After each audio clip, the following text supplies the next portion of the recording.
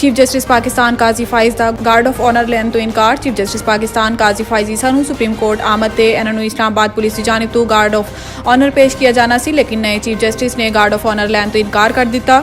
Chief justice Pakistan काजी फाइज ईसा ने police नूं अपनी जिम्मेदारी दिल जमई तो अदा करन दी हदायत की। चीफ जस्टिस पाकिस्तान काजी फाइज ईसा दी सुप्रीम कोर्ट आमद ते अमले ने इन्हां दा इस्तकबाल किया। इस मौके पर अमले तो गुफ्तगू चीफ जस्टिस पाकिस्तान ने कहा है कि आज मेरी बहुत सारी मीटिंग्स से फुल कोर्ट है, तुहाडे सब तो ताउन चाहिए है। वाजे रवे कि सुप्रीम कोर्ट के सीनियर तरीन जज जस्टिस काजी फाइज ईसा ने पाकिस्तान के 29वें चीफ जस्टिस की हैसियत तो ओहदे दा हलफ उठाया। साइफर केस चेयरमैन PTI की दरखास्त जमानत FIA तो जवाब तलब। साइफर केस चेयरमैन PTI की दरखास्त जमानत के मुतल्लिक केस की समाअत chief justice Islamabad high court Aamir Farooq ने की।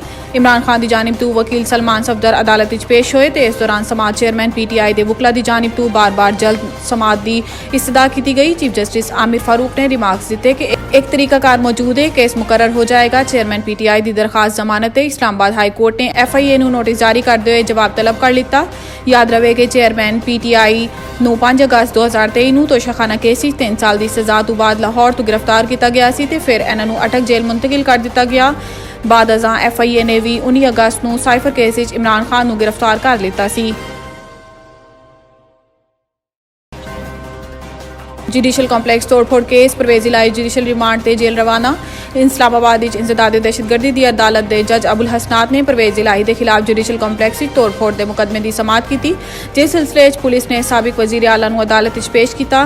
दौरान समाअत परवेज इलाही रोस्टरम ते आए तो कहा कि कल मैनू इस्लामाबाद तो वापस लाहौर लै गए, मेरी फैमिली तो मुलाकात नहीं करवाई गई, फैमिली के मुलाकात का मुनासिब ऑर्डर दे दन। ऐसे जज ने कहा है कि जेल आले भी तुहाडी फैमिली ने ATC के जज ने सवाल किया कि परवेज इलाही की कदों जान छुटेगी। वकील सफाई ने मौकफ अपनाया कि कदे किसी शहर तो कदे किसी शहर चक्कर लगवा रहे हो, कड़ा मुकदमा है। तफ्तीशी अफसर ने दस्या है कि जुडिशल कॉम्पलैक्स तोड़फोड़ का मुकदमा है।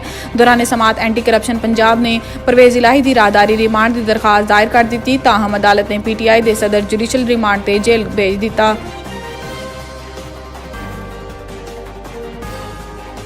साबिक विफाकी वजीर दाखिला शेख रशीद की हिरासत के खिलाफ पिटीशन दायर। अवामी मुस्लिम लीग के सरबराह शेख रशीद अहमद के भतीजे शेख आमिर शफीक की जानिब तो दायर petition federation of Pakistan, Punjab हुकूमत, IG Punjab, RPO, CPO, SP operations, SHO civil lines, वेस्टरेज वारिस खान न्यू टाउन नूं फरीक बनाया गया। पिटीशन कहा गया है कि पुलिस एहलकार शेख रशीद समेत दीगर अफराद नूं बगैर किसी वारंट गिरफ्तारी के नामालूम मुकाम ते लै गए, जिथे इन्हां नूं गैर कानूनी तौर पर हिरासत में रखा गया। पुलिस हुकाम राबते के बावजूद शेख रशीद समेत दीगर जेर हिरासत अफराद के बारे मालूमात फराम नहीं कर रहे। हिरासत में लिते गए अफराद के खिलाफ ना कोई मुकदमा दर्ज है, ना ही किसी मुकदमे की तफ्तीश के सिलसिले इन्हां की जरूरत सी।